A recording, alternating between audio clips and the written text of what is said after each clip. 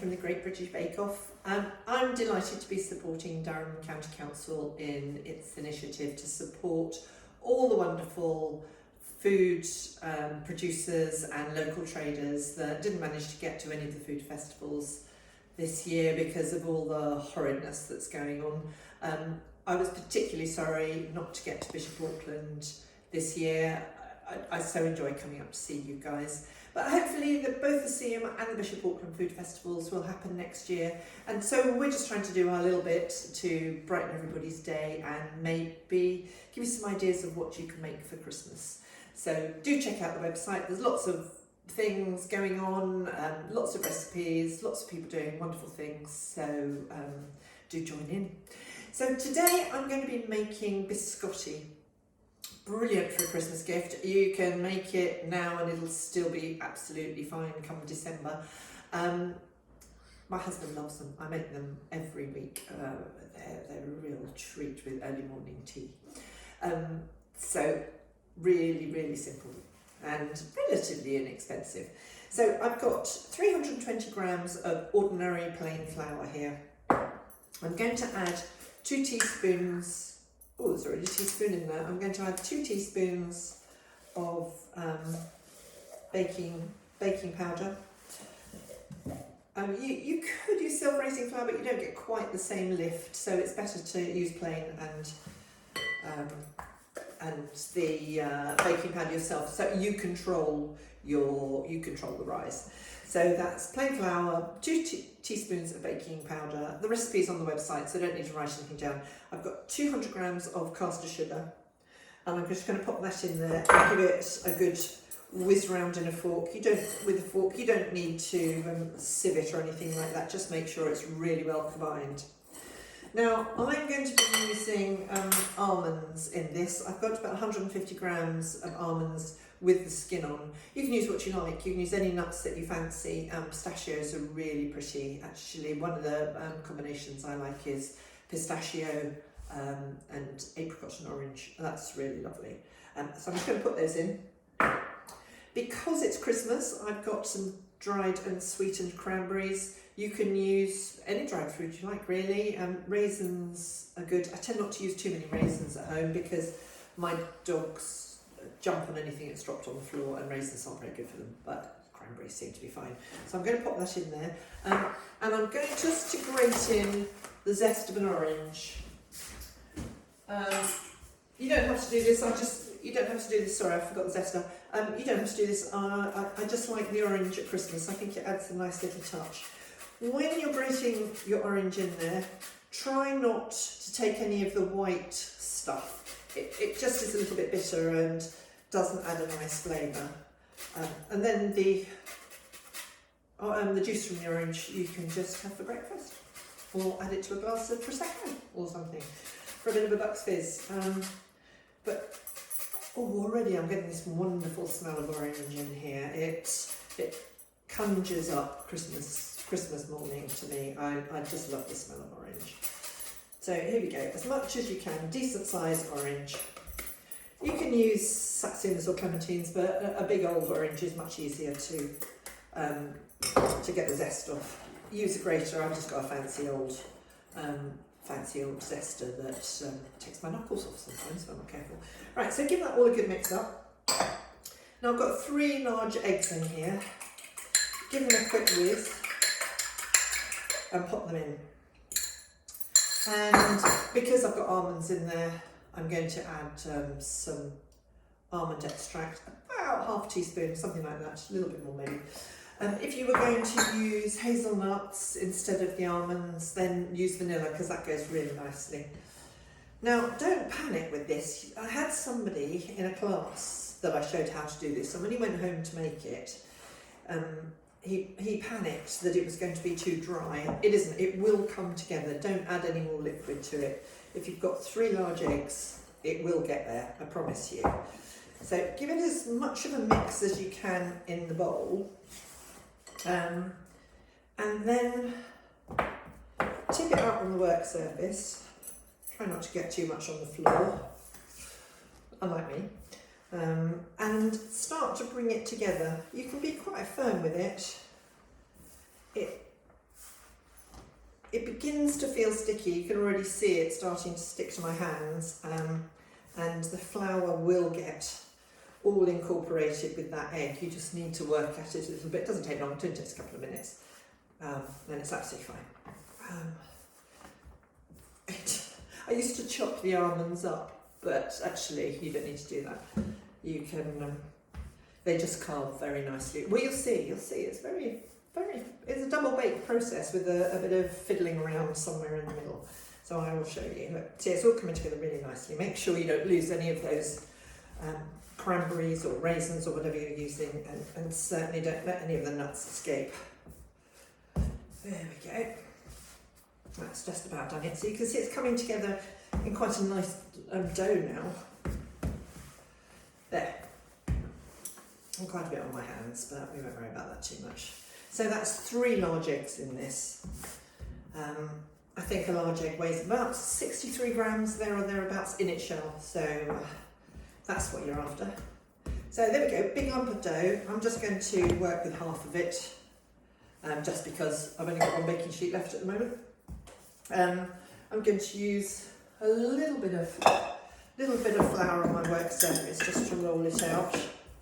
See, it took no time at all, did it? Absolutely easy peasy. So you will divide that whole mixture into 4 equal parts, and then roll it out just with your hands.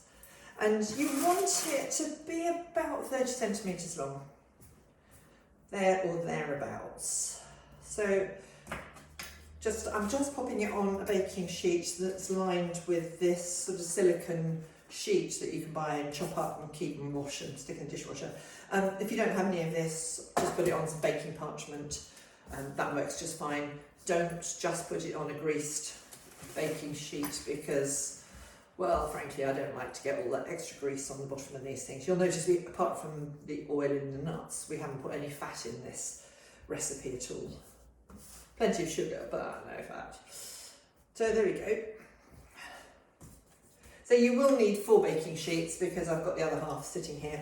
And this goes in the oven for about 25 minutes at 150C fan oven. So about 165, I think, would do it if you're in a conventional oven. And that goes in for 25 minutes.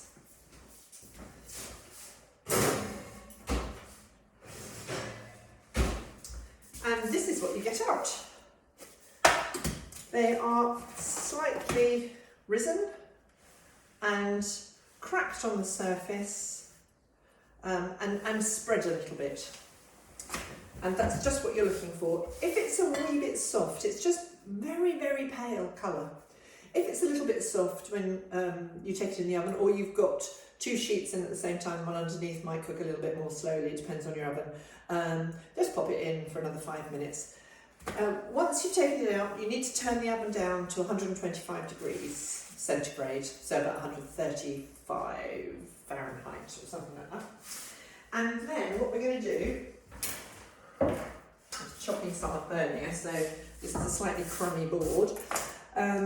You let it cool while the oven's cooling down. Now, some people just cut them straight across. Oh, I've still got lots of mixture on my hands, sorry.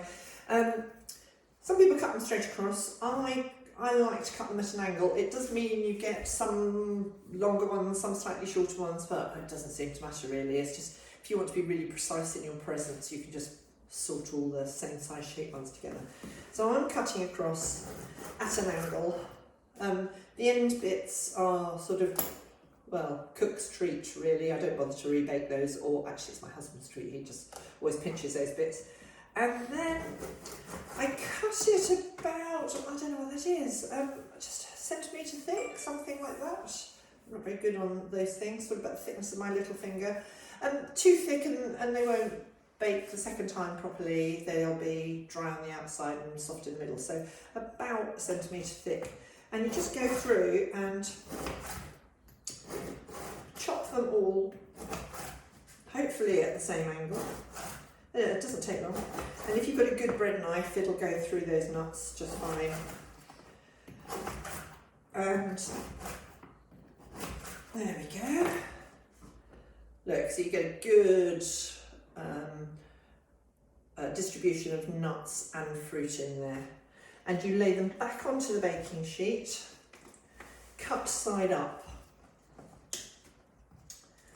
And I'm just going to do that one in a minute. So you pop them on the baking sheet, cut side up, and they go into the oven, as I said, 125C fan oven for 12 minutes. No more, don't panic about them. So you pop them in for 12 minutes.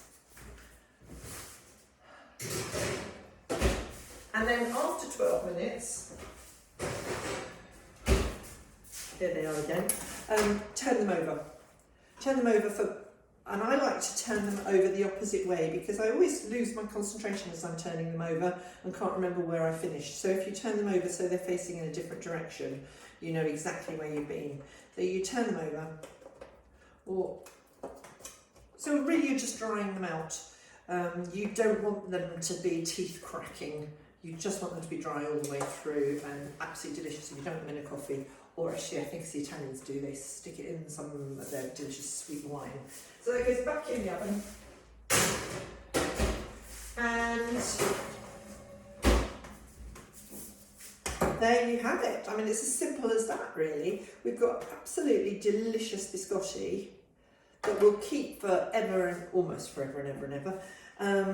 And all you have to remember to do is to bake them as a log for 25 minutes, chop them up when they're a bit cooler, dry them out for 12 minutes one side and 12 minutes the other. I mean, what a delicious gift. I mean, absolutely fantastic. You can dip them in chocolate if you want to make them a little bit more special, but I don't think you need to be perfectly honest.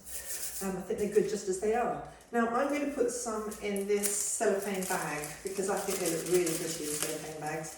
Now, this is, apart from my filthy fingers with all my mixture on, this one is a compostable cellophane bag.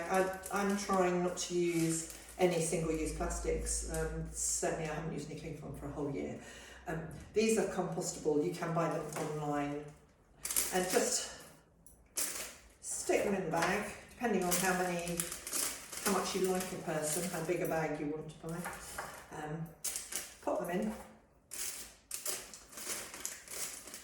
That'll do for that one. Get yourself a nice little bit of ribbon.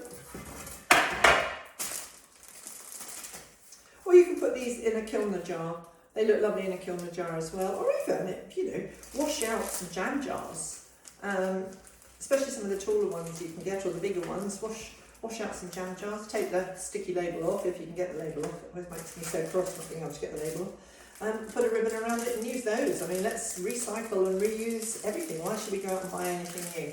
So there we go. Absolutely delightful little gifts to give to people at Christmas. I think people will be so chuffed to think that you've made something especially for them, and it will give them a lovely warm fuzzy feeling in this horrid COVID times when our Christmas I think is going to be very weird this year.